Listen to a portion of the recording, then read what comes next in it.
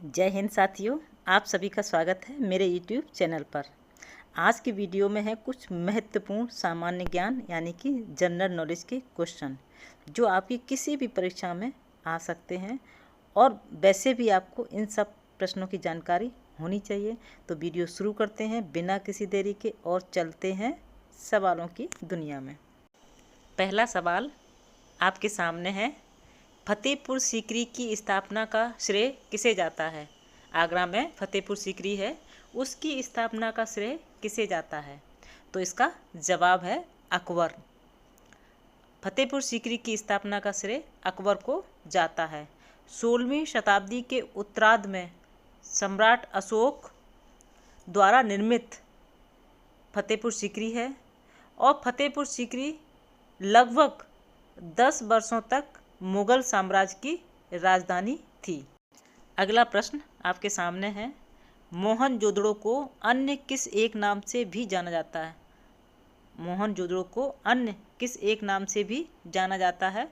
तो इसका जवाब है, मोहनजोदड़ो को माउंट ऑफ डेथ के नाम से भी जाना जाता है। मोहनजोदड़ो को माउंट ऑफ डेथ के नाम से जाना जाता है। आगे चलते हैं और प्रश्न है, कौन सा कर ऐसा है जिससे कीमत में वृद्धि नहीं होती है? कौन सा कर ऐसा है जिससे कीमत में वृद्धि नहीं होती है? तो इसका जवाब होगा आयकर। आयकर ऐसा है जिससे कीमत में वृद्धि नहीं होती है।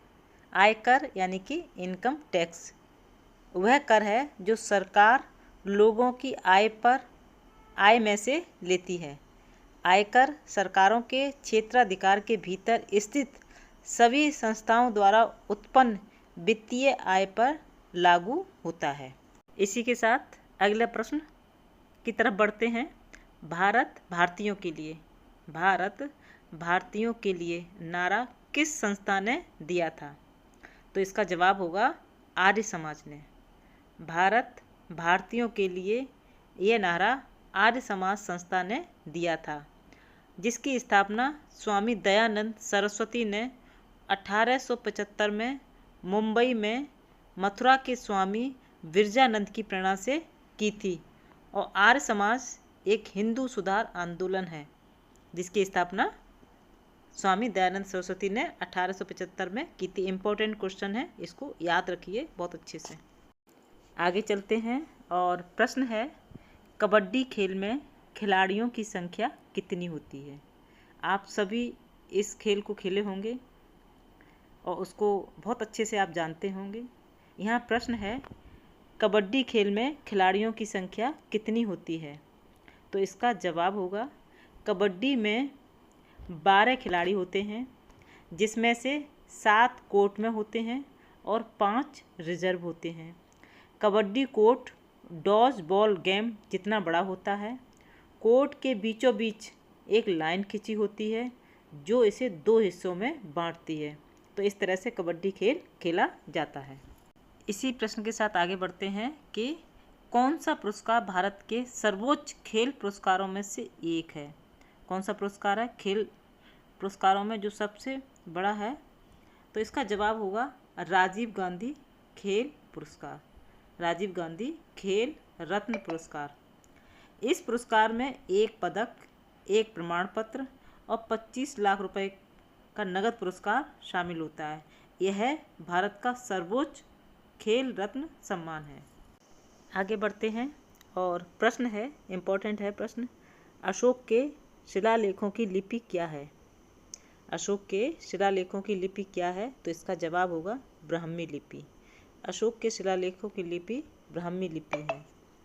सम्राट अशोक के शासन काल के दौरान अशोक के कुल 33 अभिलेखों को मौर्य युग के स्तंभों, शिलाखंडों और गुफाओं की दीवारों पर लिखे गए हैं, जो कि ब्राह्मी लिपि में है। इन शिलालेखों की एक विशेष बात उल्लेखनीय है कि अशोक खुद को इन शिलालेखों में से कई में देवानापिय के रूप में संदर्भित करता है, जिसका अर्थ होता है देवताओं का प्रिय और राजाओं का प्रियदर्शी। तो ये एक उसका उल्लेखनीय शिलालेखों का, और जिसकी लिपि होती थी ब्राह्मी लिपि। आगे चलते हैं और प्रश्न है, आगरा शहर को किसने बसाया? आगरा शहर को किसने बसाया? तो इसका जवाब होगा सिकंदर लोदी ने। दिल्ली सल्तनत के मुस्लिम शासक सुल्तान सिकंदर लोदी ने 1504 में आगरा की स्थापना की। कब की थी? 1504 में मुस्लिम शासक सिकंदर लोदी ने इसकी यानी कि आगरा की स्थापना की। आमतौर पर यह स्वीकार किया जाता है कि आगरा महाभारत के समय से एक प्राचीन शहर था। सुल्तान की मृत्यु के बाद शहर अपने बेटे सुल्तान इब्राहिम लोदी को पास कर दिया था। आगे चलते हैं और प्रश्न है, किसको जापान का मैनचेस्टर कहा जाता है? महत्वपूर्ण प्रश्न है और इसका जवाब है ओसाका। ओसाका को जापान के मैनचेस्टर के रूप में जाना जाता है क्योंकि यह जापान का एक महत्वपूर्ण कपड़ा केंद्र है। कई भौगोलिक कारणों के कारण यह कपड़ा उद्योग अपने चरम पर पहुंच गया है, इसलिए ओसाका को जापान का मैनचेस्टर के रूप में जाना जाता है। आगे बढ़ते हैं और प्रश्न आपकी स्क्रीन पर है, भारत में पहली बार कब राष्ट्रीय आपातकाल घोषित किया गया? इम्पोर्टेंट प्रश्न है, परीक्षाओं में आता रहा है और इसको याद रखिएगा। भारत में पहली बार कब राष्ट्रीय आपातकाल घोषित किया गया? तो इसका जवाब होगा 1962 में। कुछ पॉइंट हैं, स्वतंत्र भारत के इतिहास में 3 बार ऐसे आपातकाल की घोषणा की जा चुकी है। कितने बार? 3 बार।